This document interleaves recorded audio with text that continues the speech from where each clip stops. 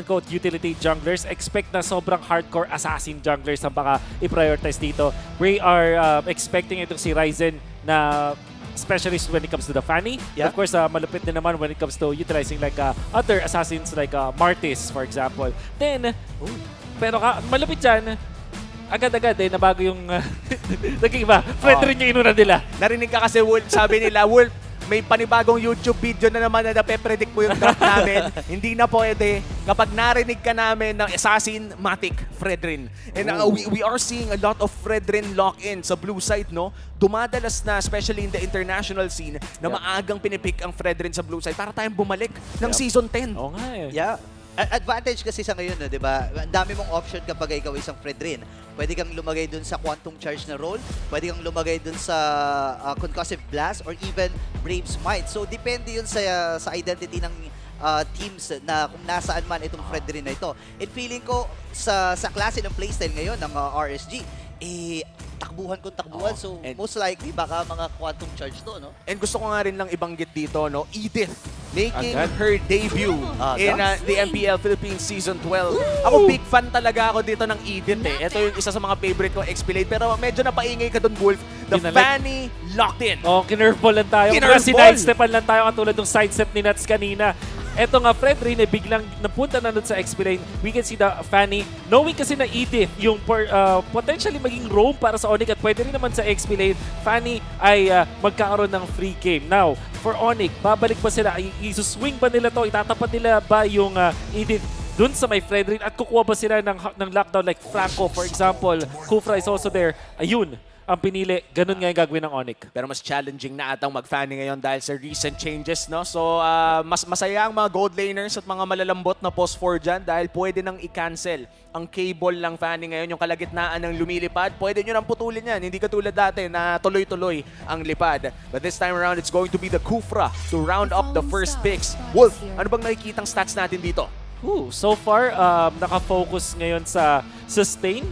Morely itong side ng RSG. At mukhang mas pang-early yung kanilang composition. While dito naman sa side ng Onyx, nag-establish pa rin sila.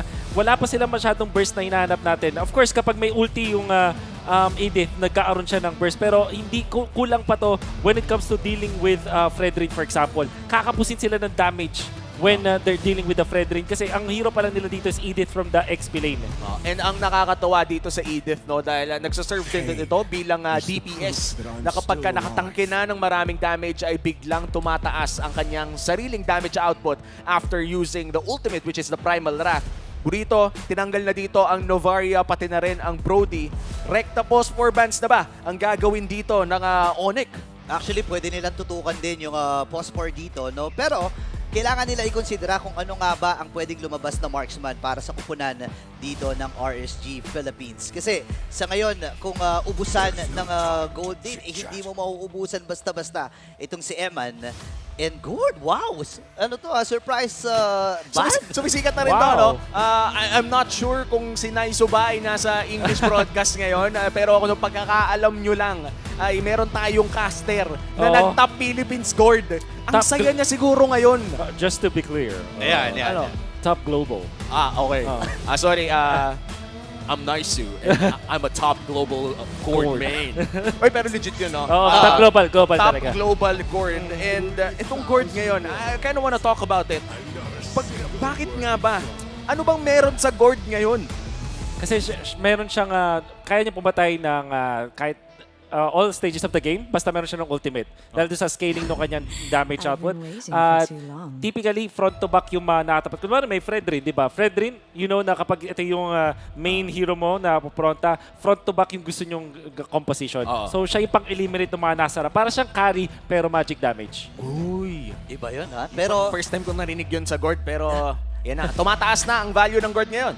ibang klase. Actually, nag-make sense naman, no? Kasi, again, kung ang mga hero nyo ay nagre-rely sa movement speed plus, di ba yung slow na usually ay binubuo talaga sa isang board, mahihirapan at mahihirapan ka talaga. Pero ngayon, RSG, kumuha na ng scaling hero, which is the Harriet. And Farsa. Ito na yung late game insurance na gusto ng RSG Philippines na mahirap din kasi na kung hindi makapag-early game ang isang Fanny, at least meron kang insurance dito sa isang Harith na pwedeng maging major damage dealer by late game. May enough na stuns naman na AoE yung Onyx. So, you can consider dito damage na para sa AoE damage more particularly. Siyempre, yung source ng damage siya pero hindi siya magiging enough. And carry deals with the Fredrin but not against the Fanny. Lancelot, and we're talking about sort of AoE damage in a way. Medyo may konting AoE damage dahil sa Thorndos pero kailangan nila talaga ng burst mula dito sa Onyx. Yun yung kinakapos sila dito. And this is a kakaibang lineup dito na nakikita natin sa Onyx. Parang nagmumukha siya normal but at the same time wala masyadong combo na pwede nating i-expect. So hindi nag-worry ako dito kung paano i-execute to ng Onyx. But dun sa side ng RSG, napakasimple lang. Pabrota si Fredrin, nandun si Harith sasayaw, meron kang Farsa ultimate, sa likod nandun yung Fanny. And I feel like that will be an effective strategy. Pero tignan natin ang ating audience prediction. 67% RSG Philippines and 33% para sa Onyx. And kung meron tayong mga fans dyan ngayon ng Onyx na nanonood sa bahay at dito sa venue, syempre supportahan nyo ang inyong mga team.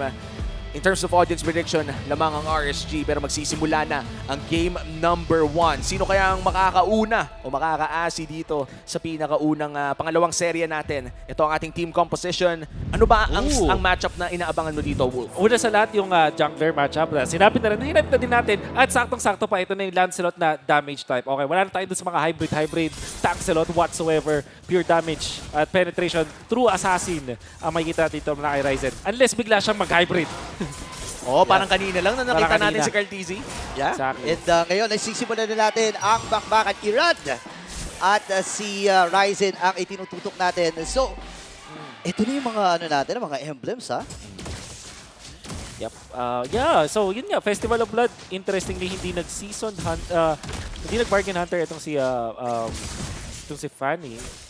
Which is interesting kasi usually yun yung pinipili. So, pang-fighting talaga yung gusto gawin dito ni Irad. Hindi siya ganun kabilis when it comes to dealing with yung neutral objectives natin. Parang pwede mong expect na hindi siya ganun kabilis mag-take out ng turtle. Pero when it comes to Onyx, mabilis sila mag-take out turtle at mataas yung damage ni Lancelot. Kumbaga parang sinasabi ng emblem dito ng Fanny ay hero ang gusto niyang i-farm. Gusto niyang makakuha ng mga Tama kills ka early naman. on. Tama ka naman. And yun naman din talaga ang nakikita nating playstyle mula sa mga Fanny main. Shoutout sa inyo. Sana hindi ko kayo makasalubong sa RG. Yeah. Actually, gusto ng Fanny, once na mag-level 2 siya, kukuha kagad siya ng kill. No? Pero maganda naman yung pagprotekta dito ng Onyx Philippines na, ma-prevent yung mga ganong klaseng galawan. So ngayon, ilang segundo ay magsisimula na yung, mag-respawn na yung unang turtle ng ating game. Pero masyadong tahimik ang magkabilang dyan natin. Nagtataka na nga ako parang walang nagpapatayan pero narinig ka ata, Burrito, Ryzen, nangalati ang buhay. Pero makakapag-regen naman, saktong-sakto, magkaka-turtle na rin. Nagamit ni Irad yung kanyang retry. Mukhang hindi siya interesadong i-contest yung turtle. Baka kino-consider niya dito na mag-focus na lang sa mga buffs. And this gives Ryzen ng magandang pwesto para makuha yung turtle. Ang biglang naging palitan dito is Lizard for a turtle. Tapos guguluhin pa ni Rapido ito si Irad. Although magiging unsuccessful siya. Graham. Oops, pero hindi na si Nats. Pipigilan niya si Ryzen na makuha, pero masisecure pa rin ni Ryzen yung unang turtle ng ating game. Pero hindi pa ata tapos to ha. Nats and Graham, 1v1. Pero atras na muna ulit. Ang ano lang naman kasi dito sa Edith, kahit mga lahati buhay, basta may passive, parang alam niyang EFAS pa rin. But this time around, medyo dumugo ata ang carry. Kailangan mag-back. Irad, still looking for his first kill of the game. Napag-usapan natin kanina, no? Wolf, tama nga, medyo slow ang pacing ng ating laro.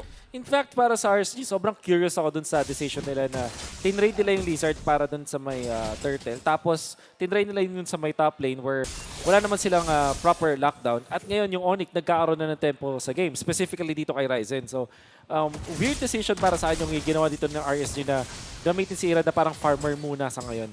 Yeah, medyo maingat talaga ang galaw ngayon ng RSG. No? So parang hindi ito yung usual na Fanny na nakikita natin, no. Pero again, feeling ko ang RSG ay binibigyan muna nila ng magandang sabihin nating space itong si Irad kasi marami ring lockdown ng Onyx Philippines dito di ba?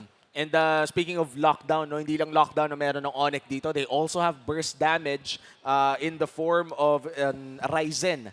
Na sabihin na lang natin kapag tumama yung gitnang-gitna ng Thorn Rose ay talagang napakasakit. And meanwhile for RSG, yun nga yung pinagtataka ko nga rin, Wolf. Usually when we're looking at Fanny compositions, minute 1 pa lang ay talagang may mga nakikita na tayo aggressive plays. I'm still wondering kung ano yung nakita doon nakita ng RC. Pero siguro dahil ang kanilang decision nag-Festival of Blood sila doon kay Fanny. Siguro yun yung dahil kung ba't na-feel nila na hindi yata kaya yung turtle. Try na lang nating nakawan ng mga neutral, ng mga creeps, kumbaga, sa jungle creeps, di ba?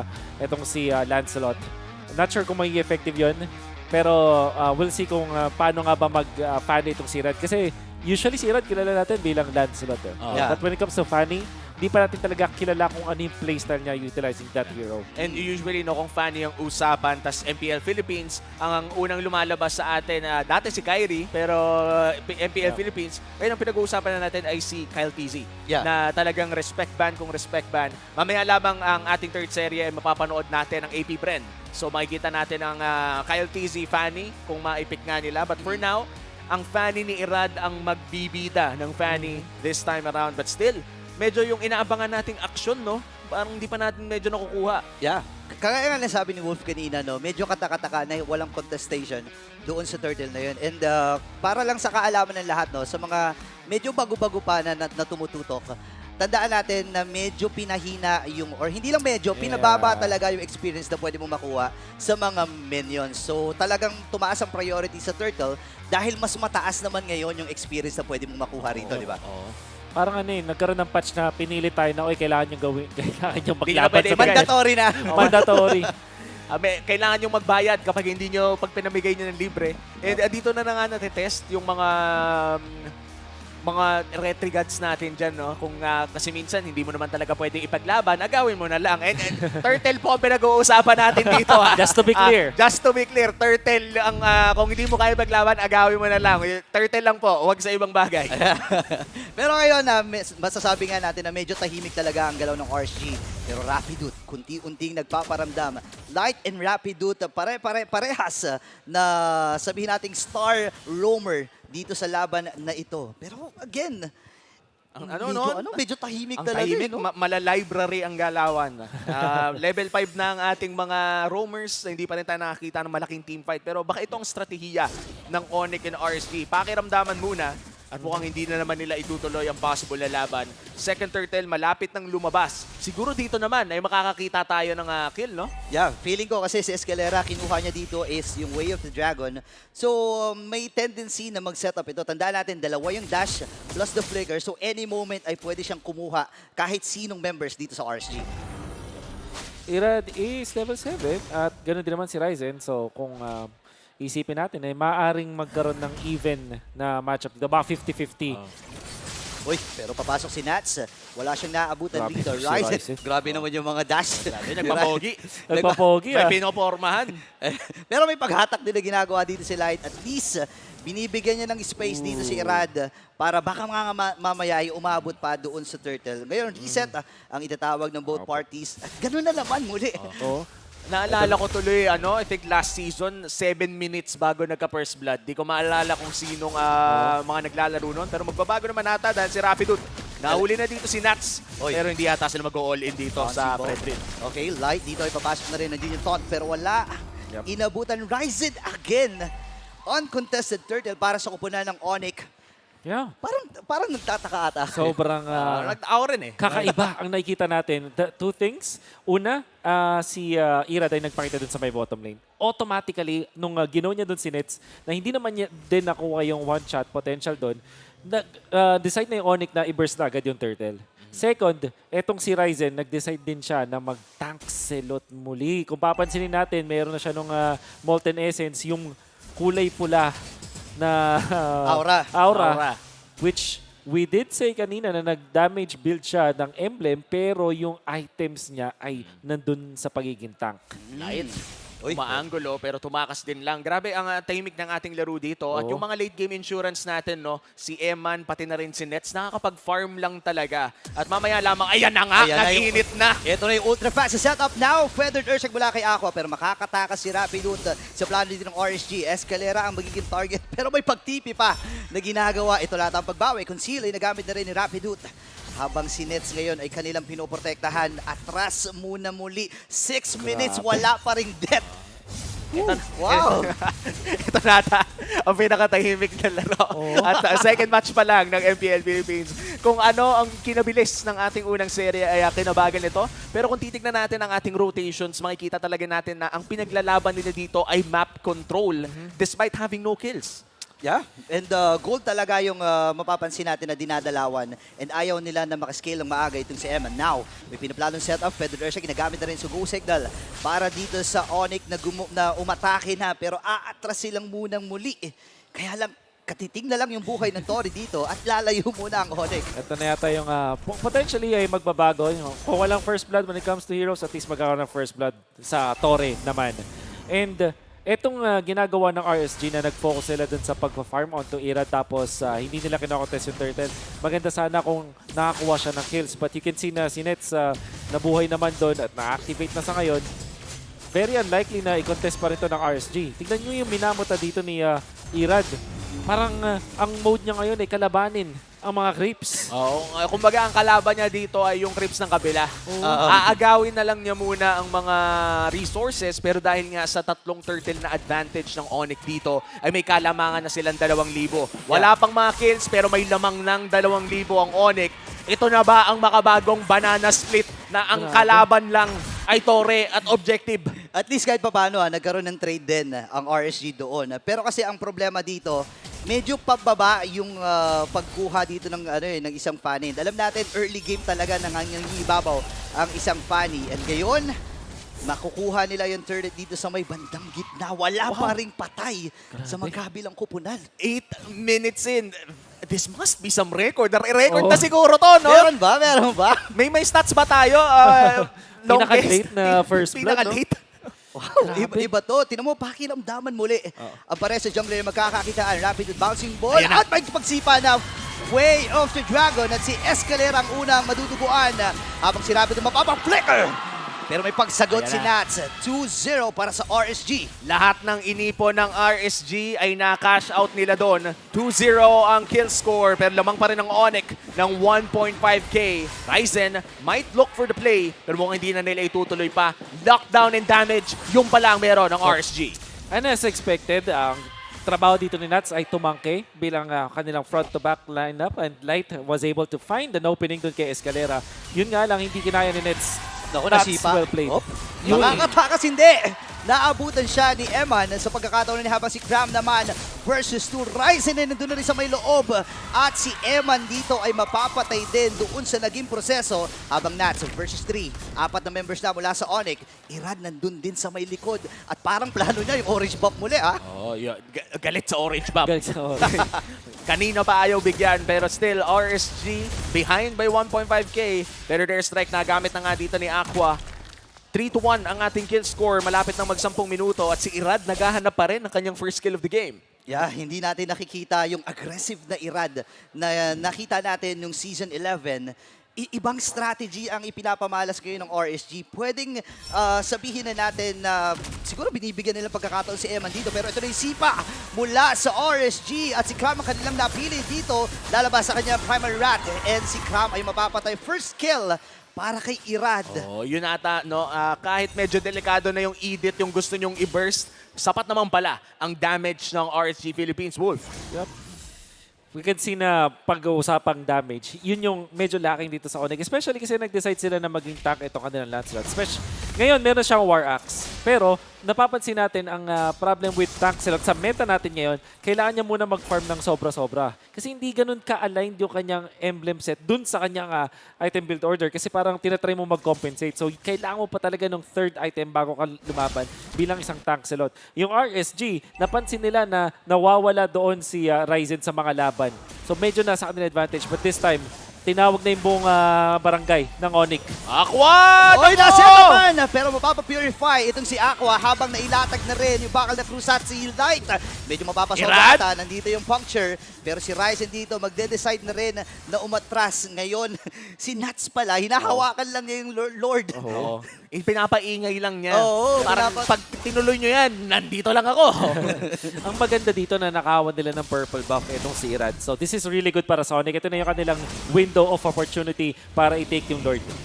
Now, Ryzen dito at si Nuts. Silang dalawa yung naghahawak dito sa Lord. Pero si Light, may pinaplano ata doon sa may damuhan. Irad, maganda ang pag-clear niya dito para at least may flow na ginagawa dito ang RSG sa may bandang gitna. Nag-react na rin ang Onyx at i-clear na nila yung gitna. Ngayon, magkakakitaan ng magkabilang kupunan at yung Lord. Ito na ata ang desisyon ng Onyx. I-version natin yung Lord. Hindi!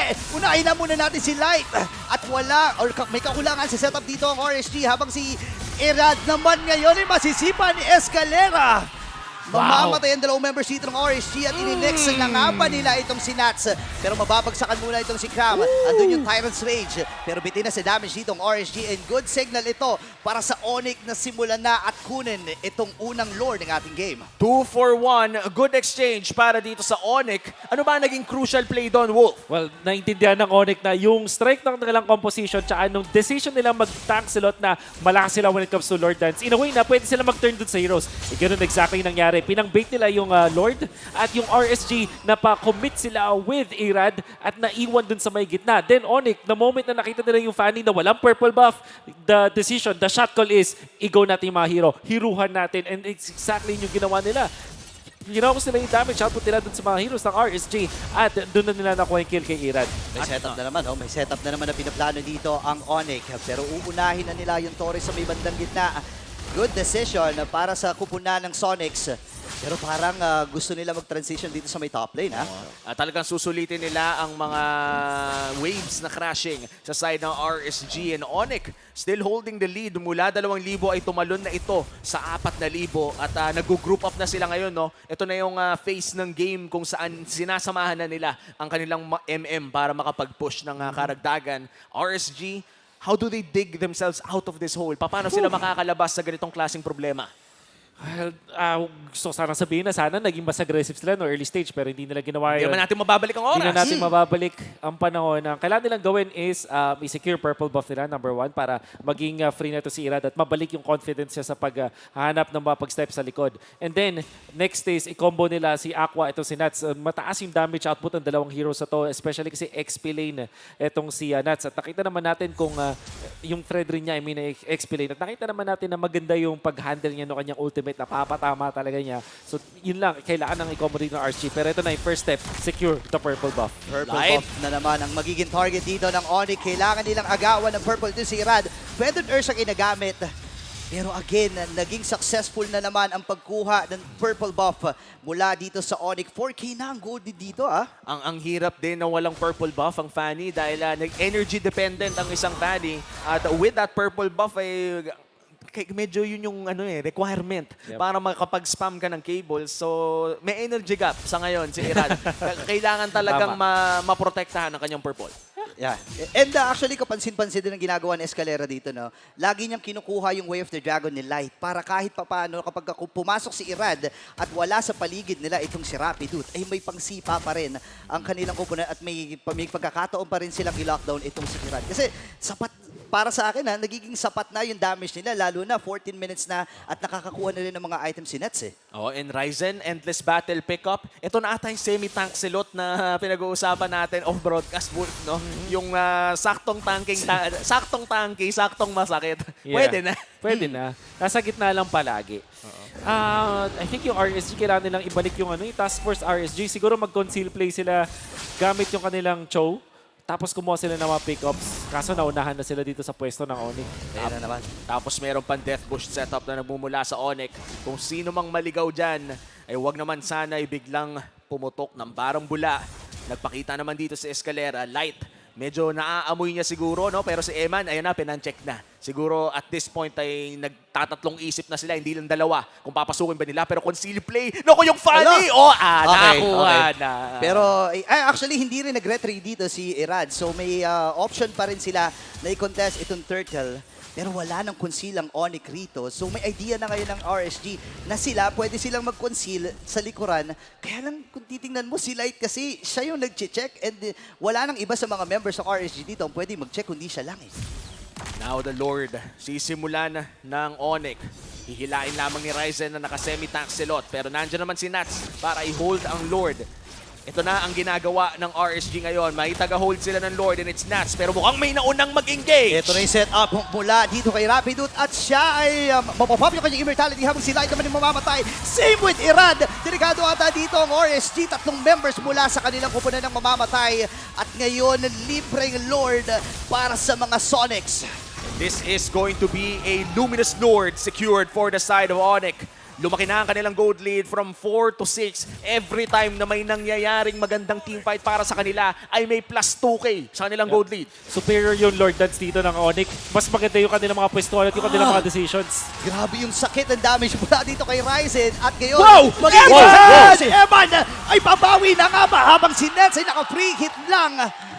Oh my gosh! Kamunti ka na. Kamunti ka ng maka-miracle play si Eman doon sa mid lane. Pero dahil sa effort na kanyang pinakita doon, ay madaling makakadepensa ang RSG Philippines in the mid lane. Tignan natin ang FWD Insurance item build. Yep. Kasi yung burst mula dun sa ating Harid, dahil nagkaroon na siya nung Crystal tsaka Divine Glaive. So masakit na talaga yung kanyang Synchro Fission. And of course, one attack mula dun sa kanyang dash, it's gonna be enough. Itong titingnan natin din, ito si Farsa, that maganda dito kay Aqua ay in-adapt din niya yung Exort Boots from before, yung may robe na siya. So at least ginagamit na rin niya, pero not enough pa yung kanyang damage output. At mukhang itong slow take, slow burn mula doon sa RSG, hindi na pumapabor sa kanila kasi parang hindi sila makapwesto doon sa mga Lord Dance. Buti na lang may mga heroic plays katulad doon sa ginawa ni Eman, but they still have to fix yung kanilang Lord Dance. And looking at Cram right now on this Edith, talagang nagagawa niya ang kanyang trabaho na pagtangke at maging sub-DPS unit para sa side ng Onyx Philippines. And I do feel like their damage is enough kung patagadan lang ang usapan. But in terms of burst damage, medyo kulang pa rin. Kung tumagal ang laban, kayang-kaya nilang lumaban. Pero kung mabilis ang laban, RSG Philippines, burst damage ay nasa kanila. Yeah, kasi yung gusto nilang gawin, gamitin si Nats tapos yung kanilang Feathered Airstrike. Nakita natin na may ganung potential yung RSG. However, wala sila nung hero na pwedeng pumigil kay Ryzen. Yung, in fact, yung si Rapido, siya yung nakakapigil naman doon sa may Fanny. So, yung Cho, meron siyang lockdown for sure, pero parang nadadad siya dito ni Ryzen. So, napupunta sa may backline si Ryzen in a way na si Aqua at si Eman hindi nagiging safe. Yeah, actually kagaya nga nung naging skirmish kanina doon sa may bandang gitna, di ba? 2 dash at isang normal hits lamang, halos 20% na lang kagad yung buhay dito ni Aqua. Habang ngayon, magde-decide ang Onyx Philippines na gumaw at makakasipa din at Irad dito ay nasa likuran habang si Eman ay makakakuha rin ng isa, 2 babagsak para sa RSG. Pero may pagbawi nga ba dito ang kanilang punan? Nandun yung setup! Tyrant's Revenge, Bounceable plus the Flicker. Pero bitin na ata dito ang damage ng kupunan ng Onyx. At ngayon ay si Irad ay dedelikado din. Pero meron siyang immortality dito. Aabutan pa! Oh my gosh! Nakakuha na naman si Eman ng isa killing spree para sa kanya. At parang ganun lang, yung 6k gold lead, naging 1,000 na lang. At magkakaroon pa ata ng Lord ang RSG Philippines. Eman, clutch! Grabe! Sobrang clutch. And nagiging effective na yung true damage output mula dun sa kanyang itemization, going in for the Feather of Heaven as well as the Starium Scythe. So sa mga bagong items, at saktong-sakto, hindi man lang siya nagkaroon ng mana problems.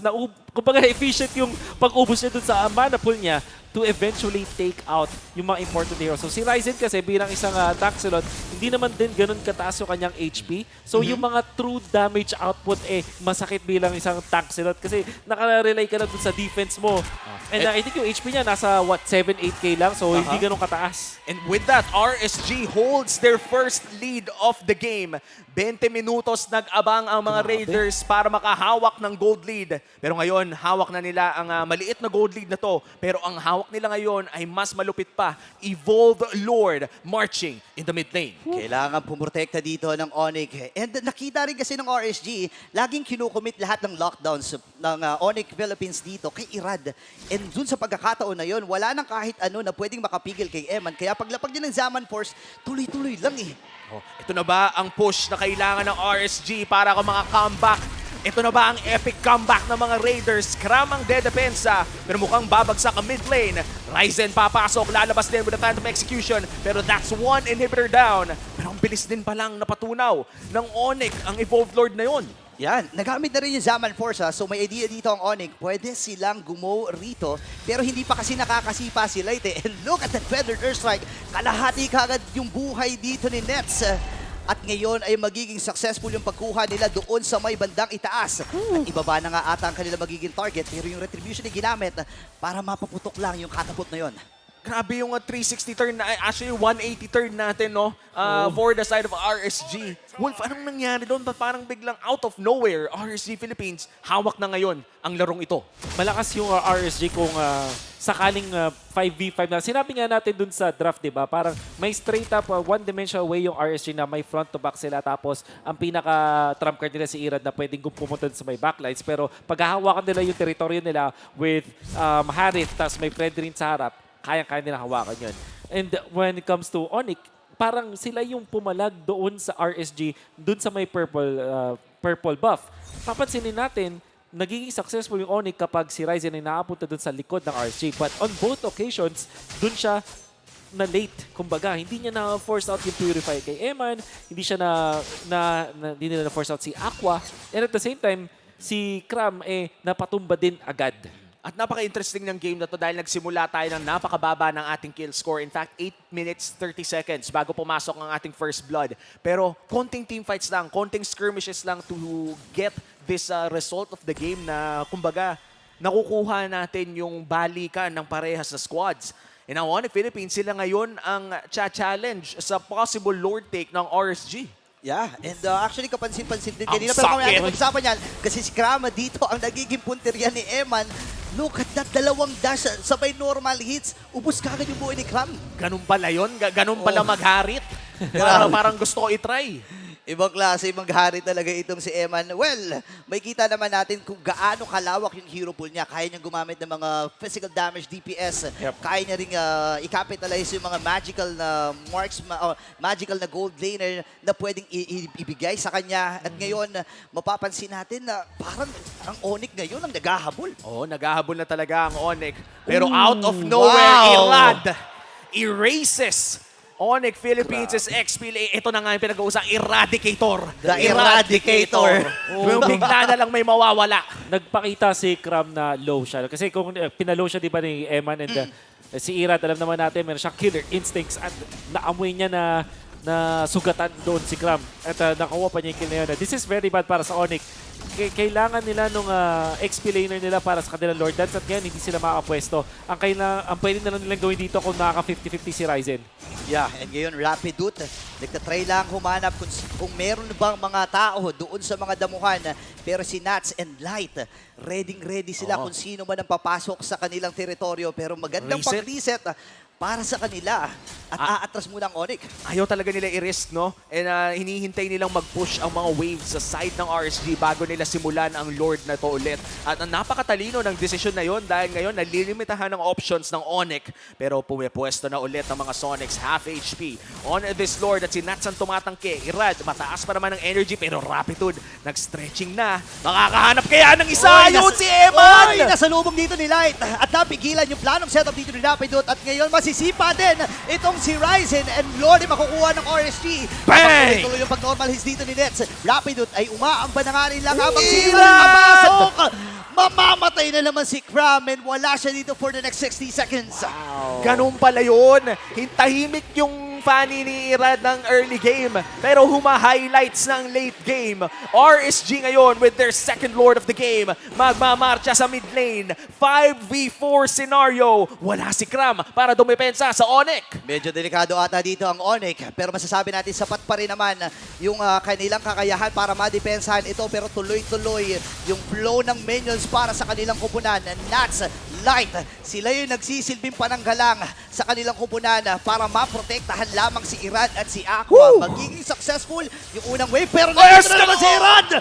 Biglang napaimo. Grabe na, Wow! ganun pala mag-react ang mga pro player pag may Fanny biglang imo. Mabilis ang pindutan talaga, pero nandun sila ay sisipa siya at ang kanyang maabuto dito ay si Rapidut. Si Escalera dito ay kansang nagiging plano dito ni Irad at mailalatag na rin dito yung Jamal Force. Ngayon si Ryzen ay makakapatay din, same with Eman.